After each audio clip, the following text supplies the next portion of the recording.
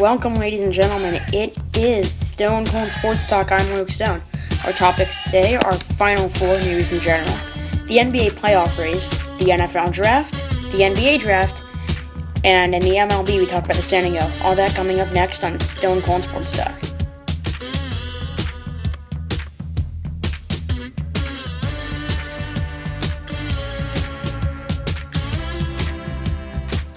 Ladies and gentlemen, welcome back to the program. So, first topic of the day is Final Four news.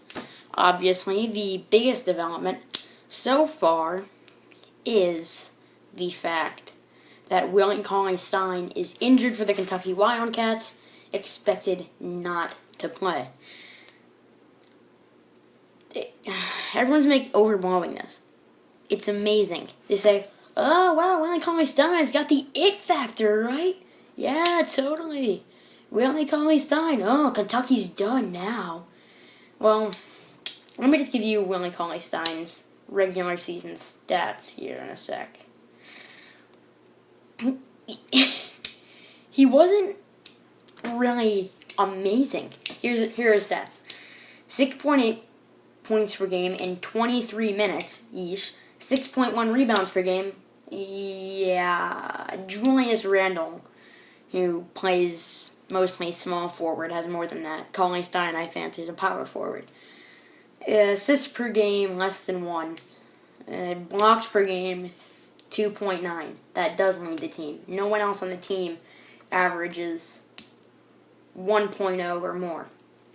Free throw percentage, you're sending a guy who's a 50-50 guy from free throws, and he hasn't made a 3 all season. So, I mean, it factor, yeah, maybe. His best performance of the season. Let's take a look at that. His best performance in a primetime game was probably against Florida, where he had, I think it was 10 points. Ooh, 10 points. It factor.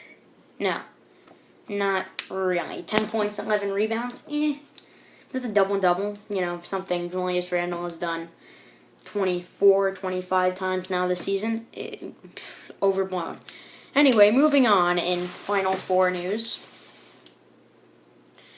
to just the matchups in general. You gotta savor those. Yeah. Florida and Connecticut presents an interesting matchup because of the fact that UConn beat Florida on a buzzer beater earlier in the season because DeAndre Daniels tipped a pass out to Shabazz Napier. Florida hasn't lost since that night, and they've been on a tear ever since. Let's take a look at inside the numbers for both these teams. The Gators, coming out of the SEC, obviously, have had a lot of guys who are scoring double digits in the points categories, averaging at least, and those guys are Prather, Wilbekin, Michael Frazier II, and Patrick Young. Now, here's the main issue with this team. Free throws, 67.3% from the line. Around that, 67%. Yeah, you heard me. 67%. Probably not the thing that you want. Casey Prather's been the leading scorer, but he's only averaging 14 points a game. The Gators divide the load evenly. And, I mean, but they've got to be prepared for a very, very good UConn Huskies team coming out of the American Athletic Conference. It's amazing. They lost by 40. Yes, you heard me. 40 to Louisville. Or 81-48 earlier in the season to Louisville. So that would be 33. Excuse me. Sorry about that. But 33 points to Louisville. Who's not even as far as they got. So here's UConn stats. Their leading scorer, Shabazz Napier, they've only got 3 players in double figures. However, their free throw shooting is much better at 77%. Napier averaging 18 points, 18.1. DeAndre Daniels averaging 13, and Boatwright averaging 12. Anyway, moving on to the other game. I already told you about Willie Cauley-Stein, but Wisconsin they're a great team, but not a lot of people. A lot of people just kind of wrote them off because they're just kind of saying, They just kind of looked at it a little, underestimated the power of the Big Ten.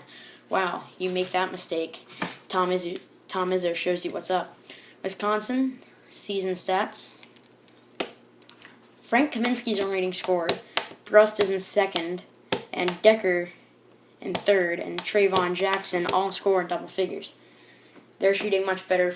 They're shooting good free throws at 74%. My pick for this game would have to go to Kentucky, just because I think the Julius Randle factor is a huge part of it. And then the Florida-UConn game, I've got to pick UConn. UConn's playing their best basketball, so is Kentucky. Both these teams meet in the championship, and then we go from there, I guess. Great matchup that we're going to have in both these games. And if it comes down to free throws, my money's on Wisconsin, considering how well they've done earlier in the season. We'll be right back after this. Welcome back, Stone Cold Sports Talk. I'm Luke Stone. Moving on from one level of basketball to the next. NCAA to NBA. NBA playoff race is one of the NBA topics we'll be covering today. And trying to do it in under 5.5 minutes. So, in the East, the Knicks on an absolute tear right now. The Knicks have just beaten the Jazz yesterday. And they have just been on fire. They're 11-3 in their last 14 games, which really bodes well to be on a tear going into the playoffs.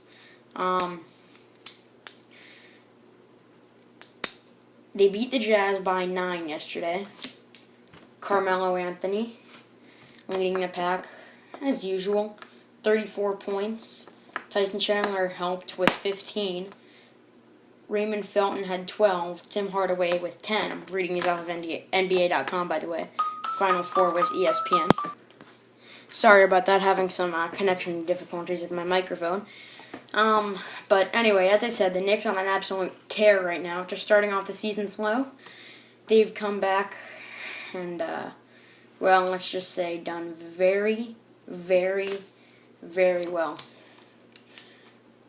Their last 10, they're 7-3.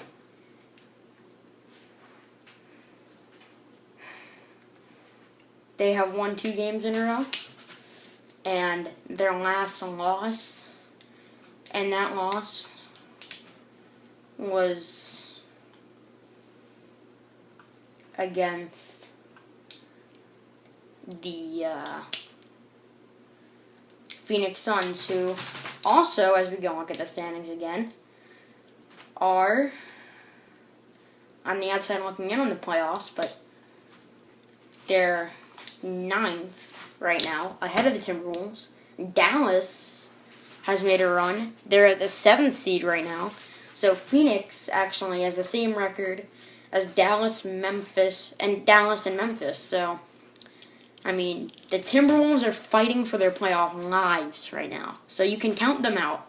But, I mean, this 7, 8, 9, and even 6 could be very interesting.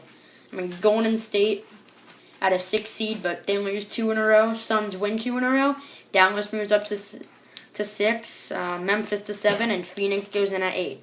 This is just the exciting of the playoffs happening right now, folks. And in the Eastern Conference, the Knicks still a game out of that playoff spot at 32-43.